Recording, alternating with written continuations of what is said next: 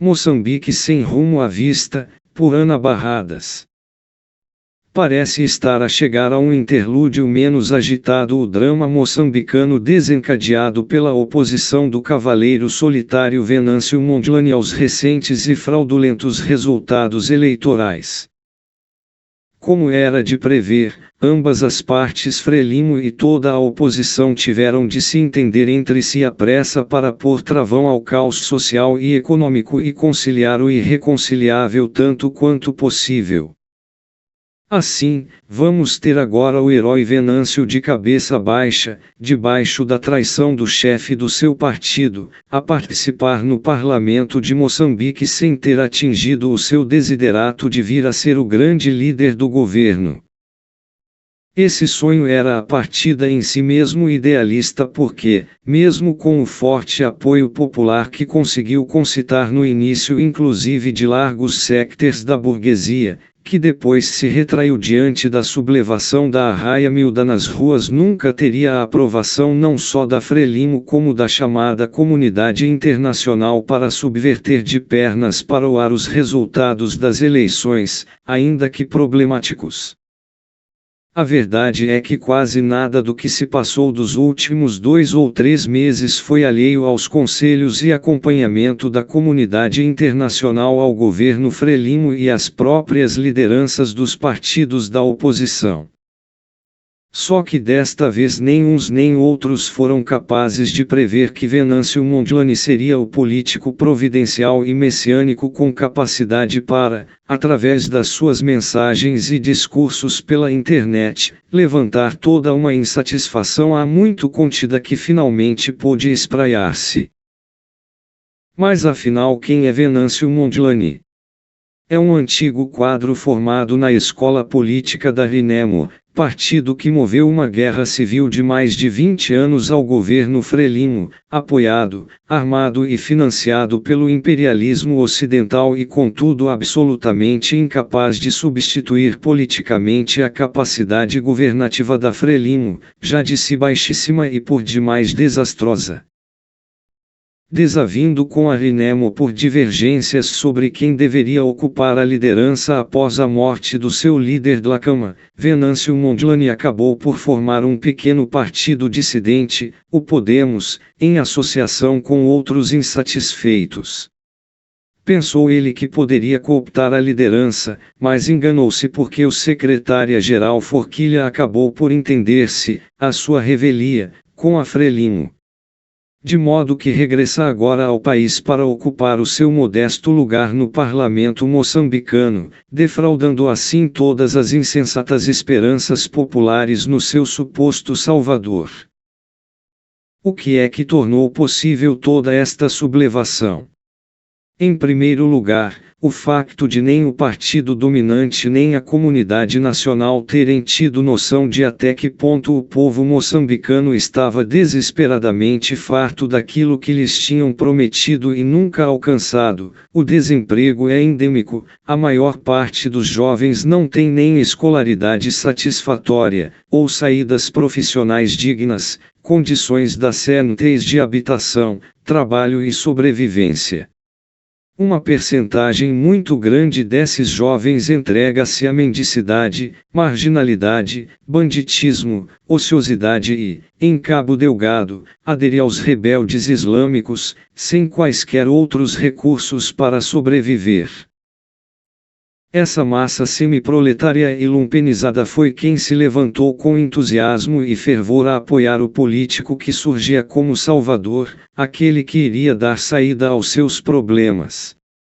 Eles é que constituíram basicamente os piquetes de barragem de estradas, paralisação do trânsito, greve civil, organização de actos de ação direta contra esquadras da polícia, queima de instalações bancárias, de sedes da Frelimo e outras instituições representativas da autoridade. Eles é que sublevaram os bairros e a população pobre em geral para cumprirem as instruções dadas via internet por Venâncio.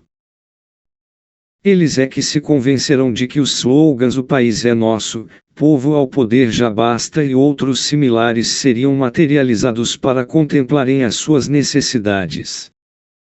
Diante deste panorama dramático, triste, vulnerável e volátil, o que vem a seguir só pode ser a continuação de uma crise que não foi resolvida mas apenas adiada. Tudo tem a ver com a total dependência econômica de Moçambique dos interesses imperialistas instalados no país, que giram todos basicamente à volta da exploração do petróleo, do gás natural, do carvão e de todas as restantes matérias-primas da região. As potências partilham entre si o espólio donde extraem elevadíssimas mais-valias. São elas que estão por trás de todo o jogo nacional que aparece claramente à luz do dia. Venâncio Mondlane é um simples peão. Homem de direita, diz que o período Samora Machel foi comunista e causa de toda a desgraça, diz que se governasse seria segundo o ideário direitoso da Iniciativa Liberal e quando foi a Portugal, no início deste processo, foi recebido com grandes honras pelos dirigentes do Chega de extrema direita. Tudo isto já dá uma ideia dos parceiros internacionais que escolheu para o apoiar, ou o escolheram a ele, melhor dizendo. Antigo jornalista, engenheiro de profissão, pastor evangélico inicia todos os discursos com uma oração pedindo os favores da Vinos tem todos os traços genéticos de uma opção reacionária e anticomunista que de resto está expressa nos seus primeiros discursos programáticos. Neles exaltou os comerciantes e capitalistas moçambicanos, pedindo-lhes que continuem na sua perseverança para sobreviver no ambiente caótico que a Frelimo fomenta e ele mesmo agrava. Propõe para os jovens não o trabalho, não a formação profissional, não uma educação decente, mas a criação de empresas de iniciativa privada. Não se lembra sequer de referir os camponeses e as camponesas, que são a maioria da população moçambicana, e muito menos hectares vulneráveis como as mulheres, as crianças, os despedidos, os desempregados e os sem-abrigo, ou qualquer outro sector que precise de ver reconhecidos os seus direitos. É um quadro político absolutamente claro que só anuncia mais desgraças do que aquelas que já se têm manifestado. O futuro imediato em Moçambique é muito sombrio para as grandes massas exploradas e postas à margem do sistema e é muito problemático para a equipa dirigente da Frelimo, que dá todos os sinais de esgotamento e que provavelmente a prazo terá de ser substituída, na ótica dos doadores internacionais, por uma equipa rejuvenescida menos corrupta e mais preocupada com a justiça social. Esta nova liderança provavelmente será encabeçada a prazo por Venâncio Mondlane ou por qualquer outro chefe da oposição que entretanto surja a servir os interesses imperialistas. Mas de certeza tem os dias contados como equipa governante que é, agora sem disfarce, envelhecida, obesa, desgastada e desinteressada do bem comum. Entretanto os negócios seguem o seu curso, o petróleo moçambicano é uma fonte de riqueza para as companhias internacionais que o exploram.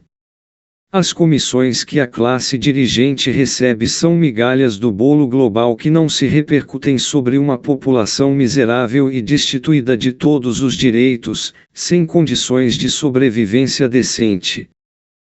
Não existem forças revolucionárias organizadas no espectro político moçambicano e não existirão nos tempos mais próximos sectores de trabalhadores em condições de se unirem no sentido se constituírem como força de influência popular capaz de afirmar o seu lugar de contestação ao regime e de defender um programa anticapitalista em condições de reverter o estado das coisas. Sendo mínimo o desenvolvimento da indústria moçambicana, é evidente que não surgem condições objetivas para se constituir uma alternativa séria e viável a uma elite corrupta e corruptível de todos os partidos em disputa.